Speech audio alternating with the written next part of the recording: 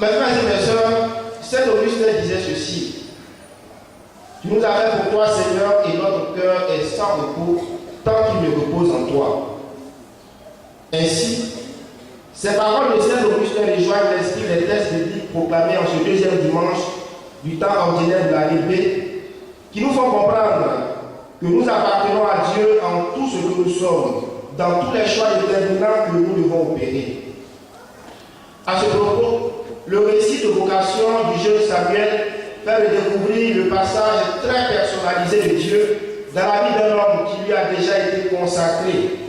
Ce passage vise à provoquer la liberté de Samuel afin que sa réponse l'engage de façon profonde et sincère. Même le prêtre Élie en est conscient, en reconnaissant qu'il n'est pas celui qui a appelé Samuel. Il ne fera que l'aider à reconnaître la voix de qui l'appelle et à donner la réponse qui convient. C'est un rôle pareil que Jean-Baptiste jouera à l'égard de deux de ses disciples, dont André, le frère de Simon, qui à son tour remplira la même fonction pour Simon qui sera surnommé Pierre, simplement pour dire que la vocation ou l'appel de Dieu à tel ou tel autre état de vie n'est jamais une affaire personnelle, même si elle nécessite une réponse très personnelle. Autrement dit, être marié, prêtre, religieux ou religieuse nécessite l'intervention de personnes qui, à partir de leur expérience, sont assez outillées pour nous faire percevoir les exigences, les tenants et les aboutissants de notre option. Voici le sens de l'école de mariage. C'est pourquoi papa et maman et l'amour sont là. Cela n'est qu'un travail préliminaire qui sera conforté par l'expérience que chacun de nous doit faire de celui qui l'appelle et de ce à quoi il est appelé. C'est là le sens des divers cheminements dont la finalité se mesure dans le venez et voyez. Je parlais de l'école du mariage, je parlais du cheminement des conjoints, je parle aussi du temps de séminaire. C'est le venez et voyez. On va et on apprend et ensuite on peut s'engager. Les disciples n'ont pas dit qu'on s'engage directement à la suite de Jésus. Jésus a dit venez faire l'expérience et puis après vous serez à même niveau commencer. Après avoir vu de quoi il s'agit, nous devrons être à mesure de dire comme Samuel, par le Seigneur, ton serviteur écoute, pour signifier notre disponibilité à Dieu, notre désir d'accepter toutes les implications de l'état de vie où nous voulons nous engager, ou encore la possibilité nous est donné de pouvoir dire, je ne suis pas prêt, je vais réfléchir encore. Mais attention, n'oublions pas que le temps ne nous appartient pas. À force de trop réfléchir, nous risquons d'avoir beaucoup de surprises. N'ayons pas peur de nous engager. S'engager pour un état de vie, c'est savoir revenir à Dieu pour confirmer la consécration que nous avons reçue au jour de notre baptême. Beaucoup de jeunes garçons et jeunes filles hésitent aujourd'hui à s'engager pour devenir prêtres, religieux ou religieux. Beaucoup d'hommes et de femmes hésitent à confier leur union matrimoniale au Seigneur à travers le mariage. Est-ce par amour du monde et de ses plaisirs?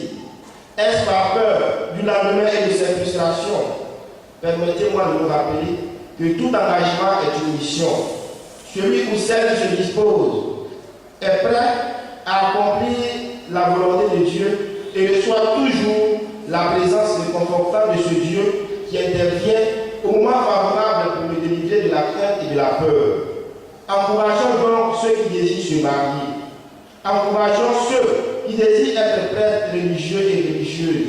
On dit à nos enfants, il ne faut pas devenir prêtre, il ne faut pas devenir sœur, parce qu'il n'y a rien d'état, tu ne vas rien faire pour moi. Ce que le Seigneur va faire pour toi à travers ton fils, à travers ta fille, est plus que ce que d'autres personnes pourraient faire pour toi matériellement.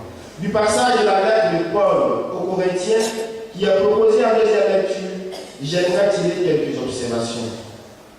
En cette partie de sa lettre, Saint Paul prend soin de dénoncer la sexualité désordonnée pour signifier que les mœurs dépravées sont en contradiction avec la reconnaissance de Jésus comme Seigneur et Sauveur.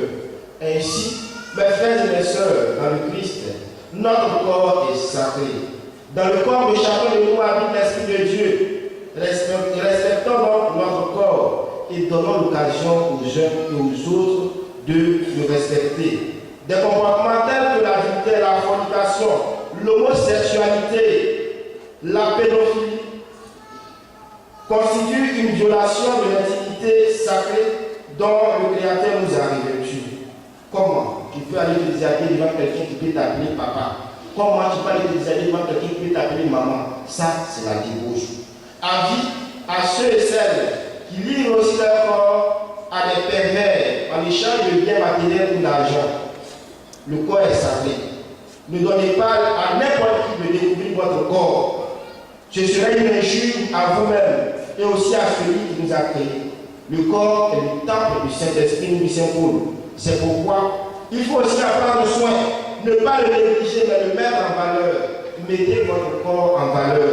Cependant, quand je parle de mettre son corps en valeur, il ne s'agit pas de s'habiller de façon indécente et provocante, comme ces femmes et jeunes filles qui prennent le malin plaisir de nous faire voir ce que nous n'avons pas envie de voir. Des femmes mariées qui tendent de plus en plus à s'habiller comme nos soeurs qui n'ont pas encore la tête sur les épaules. Elles n'hésitent pas à découvrir cuisses et poitrine sous prétexte d'être dans la tendance. Soyez rassurés qu'à force de vous faire découvrir, de vous faire regarder, votre corps perd sa valeur. Les gens voudront le découvrir, mais juste pour un plaisir désordonné et passager. De grâce, quand vous venez pour les cérémonies de mariage, quand vous venez pour les cérémonies de baptême, et même les dimanches, excusez-moi, habillez-vous de sorte à vous faire respecter, de sorte à faire respecter votre corps. On ne vous demande pas de vous bâtir comme ces femmes qui se couvrent tout le corps pour ne laisser que les yeux. Je veux bien sûr parler de ces femmes musulmanes qu'on voit dans la rue. Respectons notre corps et habillons-le de façon décente. Notre corps appartient au Christ.